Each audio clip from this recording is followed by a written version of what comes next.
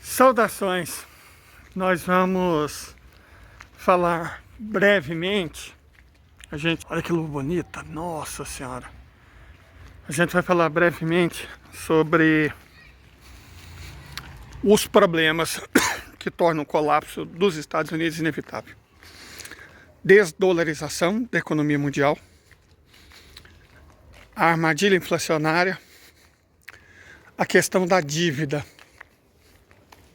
E se ainda der jeito, se ainda der tempo, porque eu tenho que fazer live hoje, isso exige preparo. Quero ver se eu falo sobre a decadência militar. Meus fios na rede social das tretas normalmente são sobre a aeronáutica. Mas por inspiração do grupo, né? Oi, Beli, muito obrigado. Eu comecei a pesquisar a Marinha. E a Marinha dos Estados Unidos está numa situação lastimável. Eu fiz um fio ali na outra rede social que ilustra isso. Quer dizer, supostamente tem 11 porta-avião. Mas em condição de uso, 4, 5. E o porta-avião é uma arma do passado, gente. Tem que ser franco quanto a isso. O porta-avião é passado. Não faz mais sentido hoje. Depois que desenvolveram os mísseis hipersônicos, são só sucatas. Dezenas de bilhões de dólares em sucata cara. Talvez por ofender algum país mais pobrezinho, né, mais terceiro mundo, porta-avião ainda resolve alguma coisa, mas para a nação de poder simétrico, tá falando por enquanto de Rússia e China, mas os árabes estão fazendo, né, o pessoal do Golfo Pérsico estão fazendo uma aliança militar. Então, para esses países, gente, porta-avião é só mais uma coisa a ser afundada. Que o Irã tem míssil hipersônico. Então, na boa, já é. Só vou aproveitar o mercado aberto. Pronto, deu certo aqui. A gente...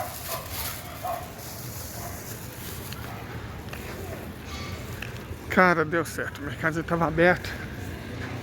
E enfim, vamos continuar. Então, eu não vou nem falar... na outra rede social eu falo muito da aeronáutica, porque é o que eu mais gosto, né? E da artilharia. Mas eu comecei a pesquisar recentemente a Marinha. Gente do céu, eles têm 11 porta-avião. 4, 5 conseguem navegar. E mesmo se conseguisse os 11, o que não vai acontecer, é um alvo gordo, gente.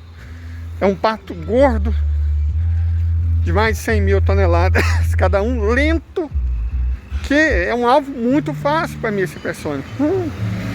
Porta-avião contra país que tem míssil hipersônico, gente, já era. Não é uma arma para ser levada a sério, certo? Não é. E o porta-avião sempre foi o alicerce do poder americano. No vídeo que a gente fez sobre as doutrinas navais, acho que inclusive eu vou deixar... É um videozinho curto, eu vou deixar ele aqui. Nós fizemos um vídeo sobre doutrina naval dos 3 países.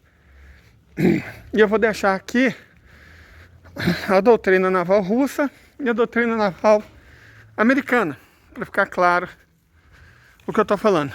E aí vai ser interessante porque, bom, temos os vídeos da desdolarização. Depois a gente vai mostrar os vídeos da decadência militar. Eu vou ver se eu acho alguma coisa da armadilha inflacionária. E aí nós vamos falar da questão da dívida.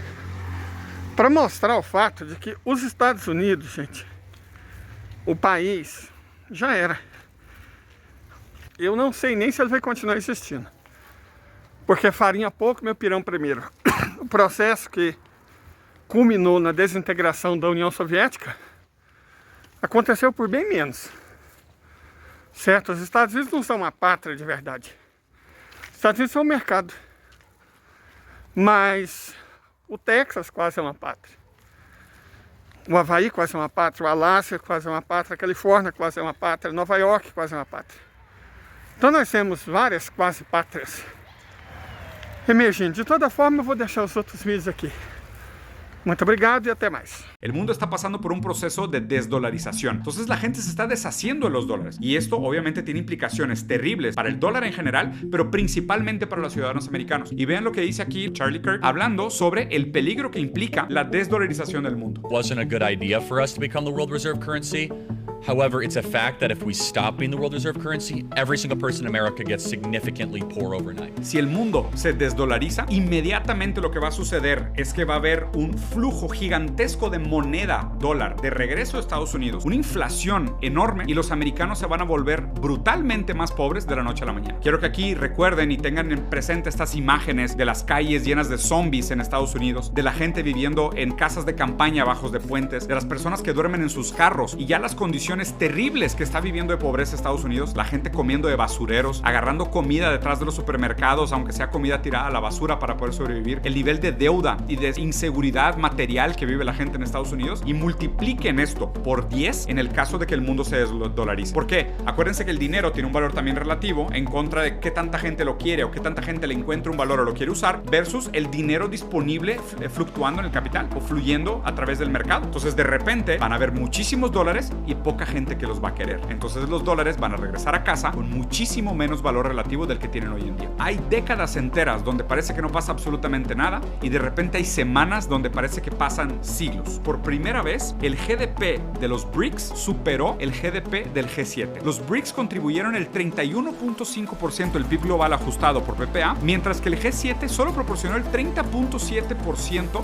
del PIB global ajustado por PPA. ¿Qué significa esto? Como les decía, el mundo está pasando por un proceso de desdolarización. El dólar americano durante muchísimo tiempo tuvo como un monopolio hegemónico del poder global y además se usó como un tipo de divisa que funcionaba como una divisa de ahorro. Todos los países transformaban su plusvalía, o sea, su exceso de productividad en dólares. ¿Por qué? Porque el dólar al principio, después del evento de Bretton Woods al final de la Segunda Guerra Mundial y el estándar oro, tenía su moneda respaldada por oro, lo cual lo hacía una moneda estable. Entonces, cuando otros países que tenían monedas muy volátiles querían ahorrar dinero, era mucho más seguro ahorrar dinero en dólares, porque los dólares estaban respaldados por oro. Después el estándar oro fue sustituido y se transforma en el petrodólar y es el poder bélico y geopolítico internacional de Estados Unidos, lo que proporciona su estabilidad. Entonces hace que la moneda americana sea sumamente fuerte y deseable porque es una moneda de ahorro, es una moneda estable. Entonces todo el mundo quería, oye, pues voy a guardar mi dinero, lo voy a guardar en dólares. Bueno, ahora ya no. Y aquí quería hacer una última recomendación que me parece importante para nosotros como latinoamericanos frente a este nuevo conflicto, frente a un mundo que se desdolariza y a un BRICS que se vuelve más fuerte que un G7, ¿no? Recordando que BRICS es Brasil, Russia, India, China and South Africa, ¿no? Que habla de una unión tanto del sureste asiático como África y América Latina. Aquel que determina los grupos subalternos se reserva para sí mismo el lugar universal. Durante muchísimo tiempo nosotros aprendimos que éramos latinoamericanos, aprendimos que nuestro lugar en el mundo era ser la manufactura de los ricos, aprendimos que nuestra materia prima era lo más valioso que teníamos para vender, y creo que este es un momento en la historia donde nos da para hacer una enorme reflexión sobre quiénes somos realmente y qué oportunidad nos da estas nuevas condiciones materiales del mundo para pensarnos a nosotros como libres de esta etapa colonial posmoderna, si quisieras verlo así. ¿Quiénes somos nosotros después de superar la caída del imperialismo anglo? ¿Qué lugar nos vamos a dar en el mundo ahora que ya no tenemos a alguien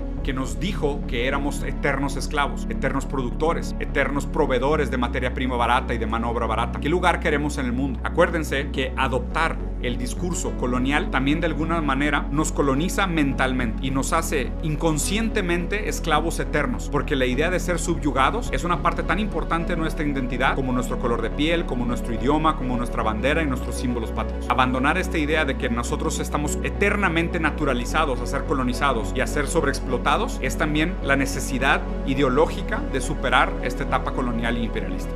A bomba que vocês querem saber, tá bom, eu vou dar. Existe grupo de entre 90, em torno de 90 países, que alguns vão roer corda. 90 países no mundo não é pouca coisa, estão prontos para executarem as suas moedas em dólar e para o Estado americano, que deve 1,5 PIB, e fala assim, eu quero o meu dinheiro. Mas são 90 países, não é um não, porque o óleo vai ser transferido em yuan ou renminbi, porque a moeda lá se chama renminbi, vai ser direto da Arábia Saudita. O Ocidente perdeu e perdeu feio. Os Estados Unidos perdeu e perdeu feio. Não tem mais para onde chorar. Não tem cama quente para chorar. Não tem, de jeito nenhum. Vai fazer o quê? Não sei. Provavelmente isso provocará o ocaso do dólar. Rubem, isso tem data? Bem, pelo que eu soube, seria até fevereiro, março do ano que vem. Mas a desdolarização não é o único grande problema dos Estados Unidos. O problema dos Estados Unidos é a dívida. A dívida pública do país, do governo federal, está em 32,66 trilhões de dólares. Dá para acompanhar ao vivo. A dívida externa está em 24,5 trilhões de dólares. Ok? Mas tem outra. Você provavelmente quase nunca ouviu falar da mais perigosa de todas as dívidas. O saldo de transações correntes, que nos Estados Unidos estava em 34 trilhões de dólares o ano passado. Com certeza aumentou. Aí você acha, bom, isso é muito. Tem a dívida externa, mais 19 trilhões de dólares. Ok, mas continua. Temos a dívida dos entes subnacionais, os estados e os municípios. No caso dos Estados Unidos, representa 40% de um PIB de 27 trilhões. Portanto, mais 11 trilhões de dívida. E continua. Aqui nós temos mais 1 trilhão de dólares de dívidas de cartão de crédito. E, finalmente, 1,77 trilhões de dólares de dívida estudantil. Entende agora porque isso não é uma fase e que não vai passar. Gente, são 120 trilhões de dólares de dívida. E uma dívida que não pode ser paga, não será paga. Simples assim. China, principal acreedor de Estados Unidos, ha saltado como un resorte tras la rebaja de la calificación de la deuda norteamericana. En un durísimo editorial, la agencia oficial china Xinhua critica a Washington por su adicción al endeudamiento y sus peleas políticas sin visión de futuro. Para el dragón asiático ha llegado la hora de acabar con la dependencia mundial del billete verde y estudia cómo cambiar la composición de sus reservas en divisas, que ahora son en dólares al 70%. Entre tanto, insta a Washington a recortar su gigantesco gasto militar y sus costes sociales.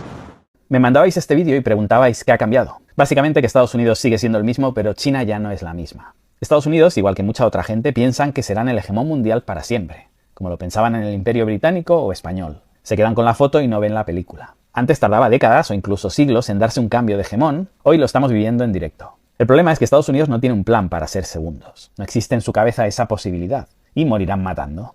Se você acha pouco, vamos falar da inferioridade cada vez maior dos Estados Unidos quando se trata de armas. E o campo de batalha sempre foi o palco por excelência deles. A primeira arma que vamos analisar é o míssil hipersônico RS-28 Sarmat, feito pelo Bureau de Design de Foguetes Makeyev, sediado na cidade de Siaz, que fica na Sibéria Ocidental, junto aos Montes Urais, bem próximo, 60 quilômetros, da cidade de Chelyabinsk. O RS-28 Sarmat é capaz de carregar de 12 a 14 planadores hipersônicos Avangard, que por sua vez atingem 27 vezes a velocidade do som. Nesse sentido, ele em si não é a arma. A arma é o que ele traz dentro da barriga dele, que são os planadores hipersônicos. O mesmo Bureau Makeyev também faz outros mísseis hipersônicos lançados por submarinos da família R-29.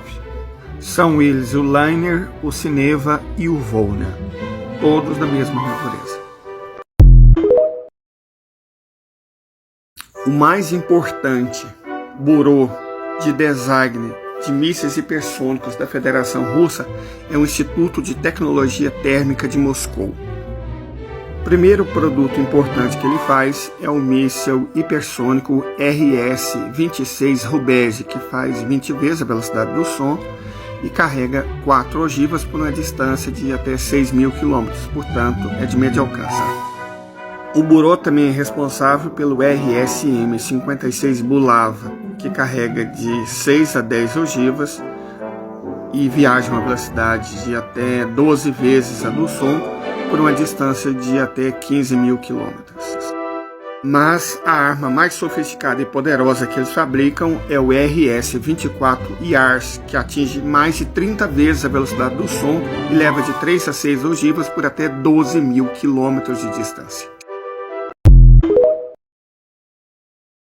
O Smevik, que em russo significa serpente, é um míssil hipersônico sui generis, porque de fato ninguém sabe a aparência dele, né? Não tem imagens próximas para mostrar como ele é, ninguém sabe quem fabrica e nem quantos existem. O que se sabe é que ele é feito e foi projetado para destruir porta-aviões.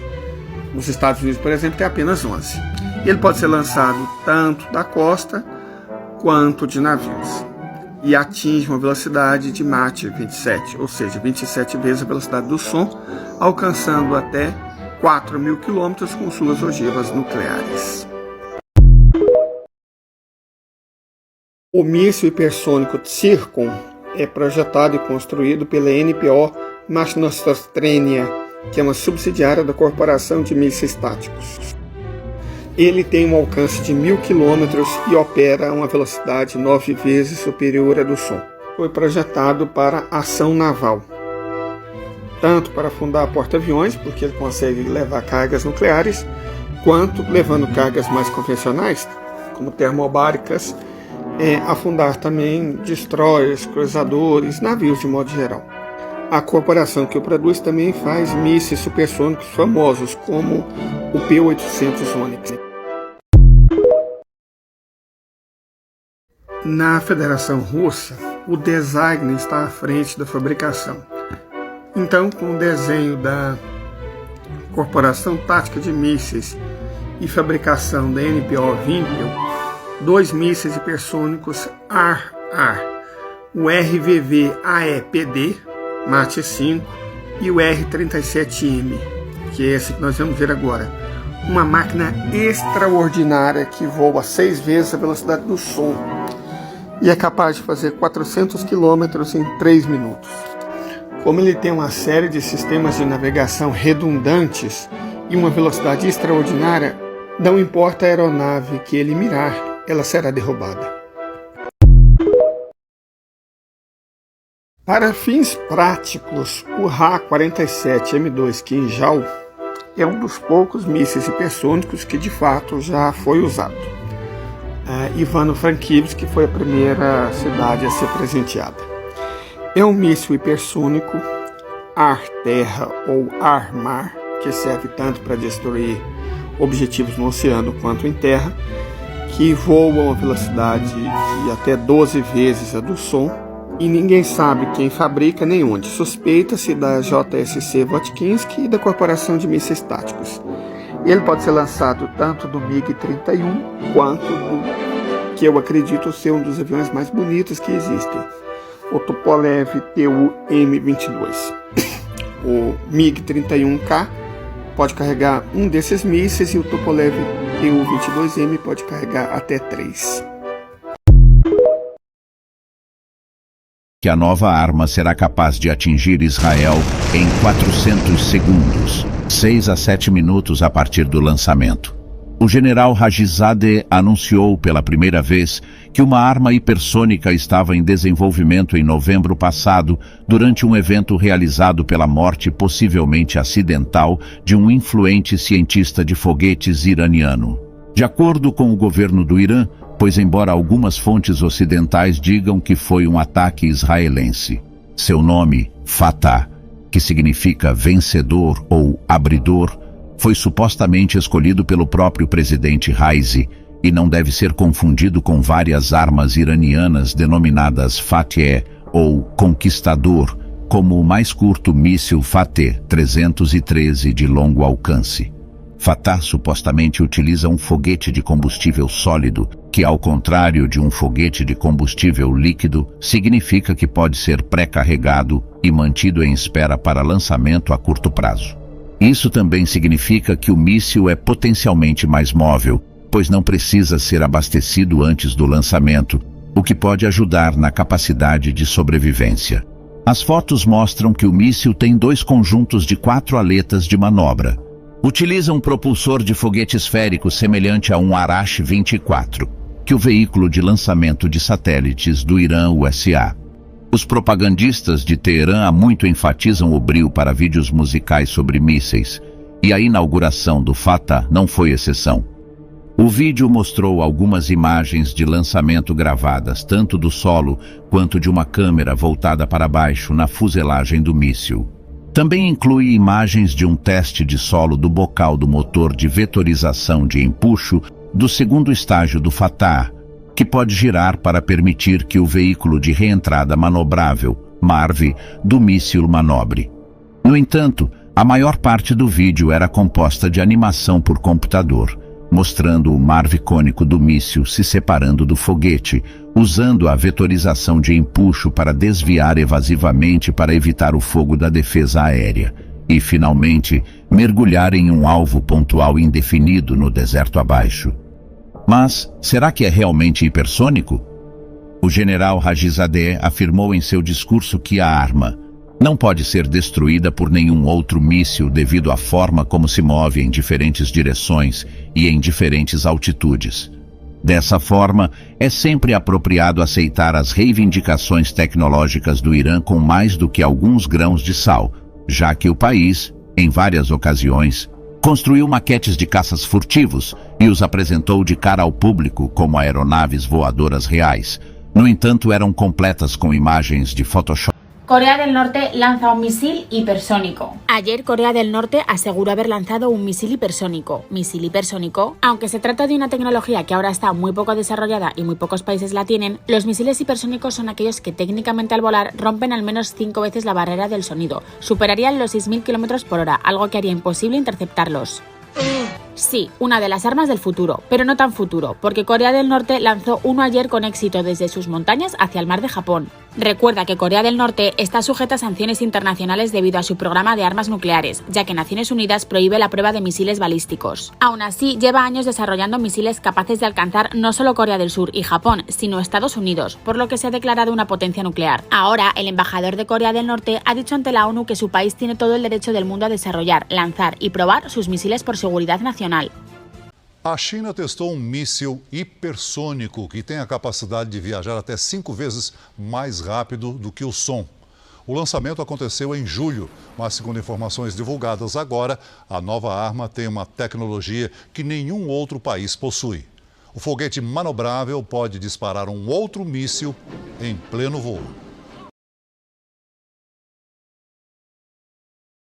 Teste falha e Estados Unidos desiste de projeto de mísseis hipersônicos. Segundo a agência americana Bloomberg, a Força Aérea dos Estados Unidos desistiu de realizar a compra do que seria o primeiro modelo de mísseis hipersônicos americano. Para a Bloomberg, o Pentágono teria mudado de ideia após mais um fracasso no teste de lançamento do protótipo desenvolvido pela Lockheed Martin, a mesma desenvolvedora dos caças F-22 e F-35. O protótipo do primeiro míssil hipersônico dos Estados Unidos é chamado de AGM-183A e é considerado a primeira tentativa de desenvolvimento desse tipo de armamento pelo governo americano. Os mísseis hipersônicos foram desenvolvidos primeiro pela Rússia e seus modelos voam a mais de 5 vezes a velocidade do som e pode realizar manobras durante o voo para despistar defesas aéreas. A China agora também conta com esse tipo de armamento e inclusive está ultrapassando a Rússia no desenvolvimento delas.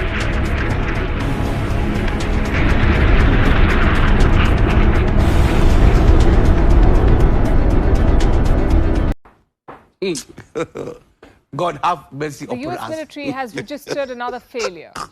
No, they've not lost another war. It's about their latest hypersonic missile test. It was a dud. The test took place on the 13th of March. The US Air Force was testing what's called the A. Essencialmente, os Estados Unidos fracassaram miseravelmente nas duas tentativas deles de produzir mísseis hipersônicos. Uma feita pela Força Aérea e outra pela Marinha. O que acontece é que os Estados Unidos perderam muito tempo a corrida tecnológica, sabe? Acho que de maneira irreversível há pelo menos 10 anos. Mas foi um processo que começou nos anos 1970. À medida que a economia do país foi se desindustrializando e se financiarizando, eles começaram a investir cada vez mais em tecnologias que pudessem ampliar os mercados virtuais, certo? Tecnologias financeiras, de informática e tudo mais. O problema é que não se ganha guerra virtualmente. Toda batalha é presencial. Então o mundo virtual é lindo, é fofo, é maravilhoso, uau. Isso é vendido nas internets da vida como se fosse, nossa senhora. Mas a verdade é que, concretamente, os Estados Unidos são uma potência industrial decadente, cujo maior produto da pauta de exportação é, adivinhem só, a soja. Soja, cara. Hoje o produto que os Estados Unidos mais vendem para o mundo é soja. Claro, tem leis, né? Eles exportam leis de direito autoral, por exemplo. Eles exportam leis para o mundo inteiro. Exportam diversão, entretenimento, que é enganação, né?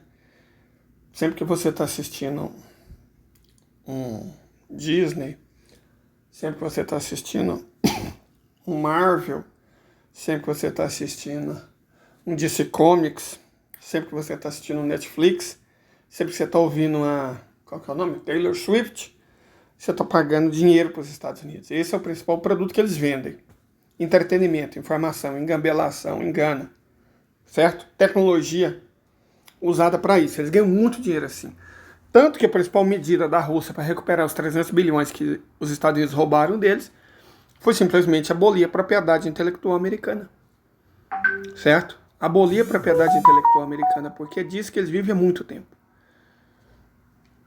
Não dá para você ganhar, no entanto, conflito nenhum com direito autoral, com criptomoeda, com transação financeira. A verdade é essa. Os Estados Unidos não são apenas, um tigre de papel. É um tigre virtual. É um leão banguela em 2D. Certo? Já era. Eu moço, de verdade, muita gente, até hoje. Incrível, né? Os Estados Unidos não vão acabar, os Estados Unidos são isso, são aquilo. Gente, os Estados Unidos. Deixa eu mostrar para vocês o que é os Estados Unidos antes da gente terminar. Isso são os Estados Unidos. Cada ano já está chegando em 110 mil trocas de plano espiritual só por vício em droga. In America today, child poverty has reached record levels, with over 16 million children now affected.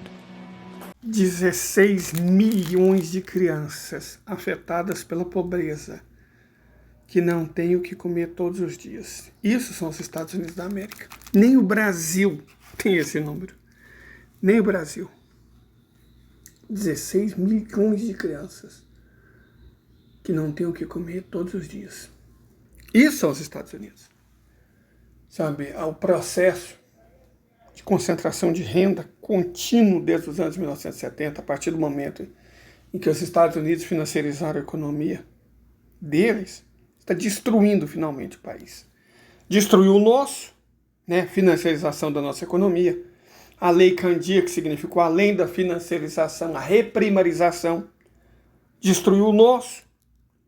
A ditadura militar argentina, que também financiarizou a economia deles, destruiu a economia da Argentina. Você tem um punhado de baboseira, de bobagem, sabe, de muita bobagem. A instabilidade política, o populismo, esse monte de bobagem dito pela Argentina que não toca no problema. O problema foi uma lei da ditadura militar argentina, fim dos anos 1970, mais ou menos na época que o Chile já tinha se tornado liberal, né, pela ditadura do Augusto Pinochet, e que os Estados Unidos também, graças a Reagan, estavam abraçando essa.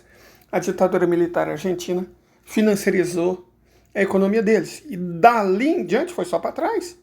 Igual nós, depois que Fernando Henrique Cardoso promulgou a Lei Candia, daquele momento em diante foi só para trás.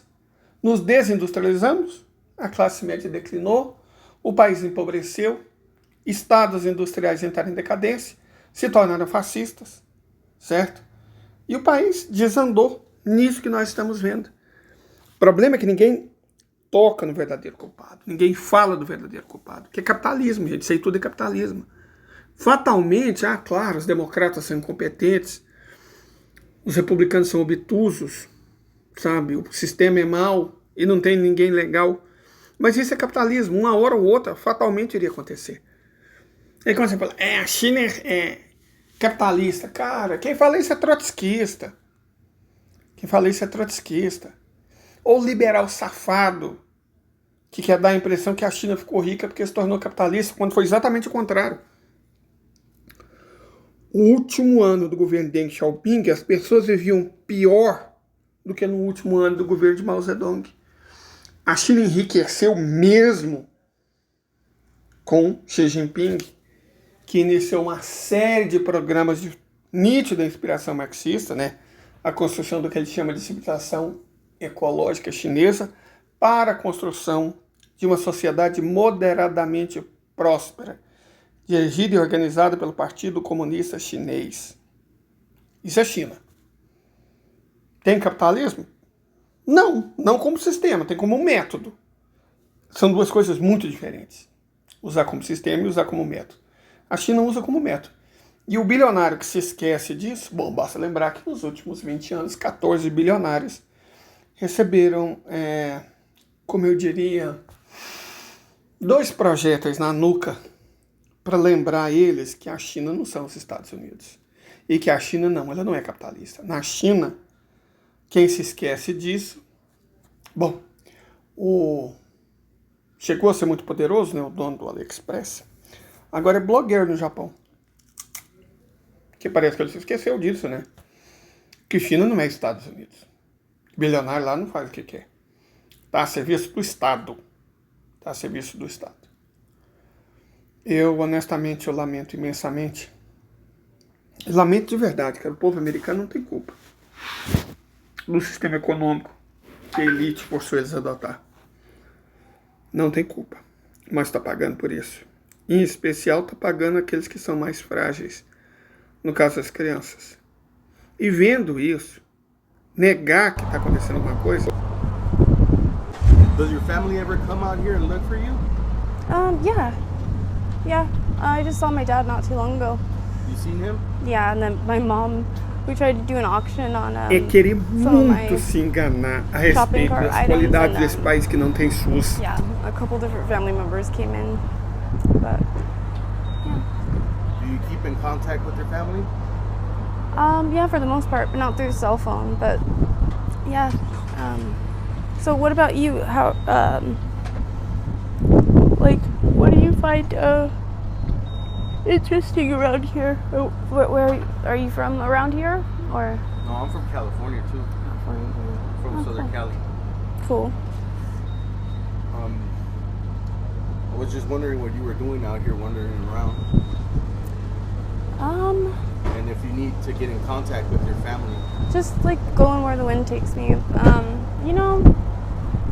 I'm getting in contact with them. Hopefully, I have to remake or at least memorize the remember. Those are 2 words that I shouldn't be. I need to create variations for apparently. But I need to recreate a route home. So,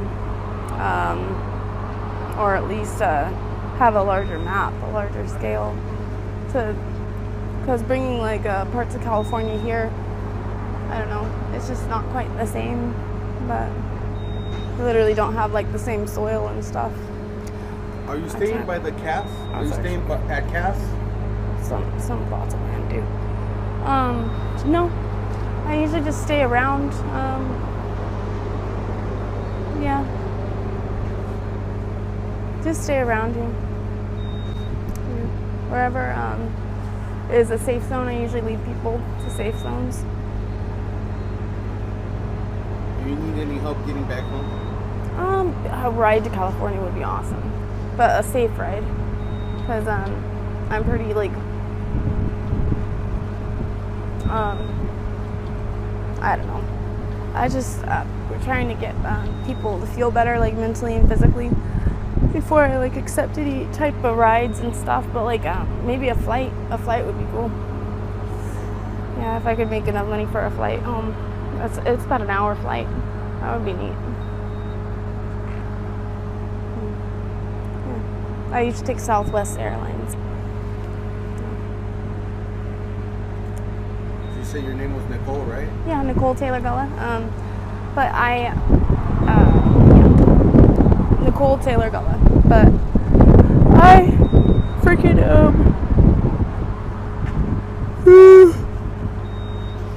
I don't know why I keep yawning. São Francisco, a miséria que tomou conta da cidade, de Los Angeles, da Califórnia inteira, é ilustrativo porque São Francisco, em particular, é onde fica o Vale do Silício. suposta região mais rica dos Estados Unidos, sim, mas também por conta disso também é mais miserável. O fato é que os Estados Unidos estão colhendo na própria terra aquilo que eles e os aliados deles sempre plantaram no mundo. All of this, what do you expect me to do? Fix it? I'm only 10. I can't even do anything this morning. I just want to be a doctor or anything to help my people. I can't. I'm just a kid. I don't even know what to do. I get scared, but not really that much. I do anything for my people, but I don't know what to do. I'm just 10. I'm just 10. All of this, when I see it, I literally cry every day, saying to myself, why do we deserve this? What did we do to this? My family said they just hate us. They just don't like us because we are Muslims. Why does Muslims act for you like that? We're just kids. You see all of the kids around me? They're just kids. Why wouldn't you just send a missile to them and kill them?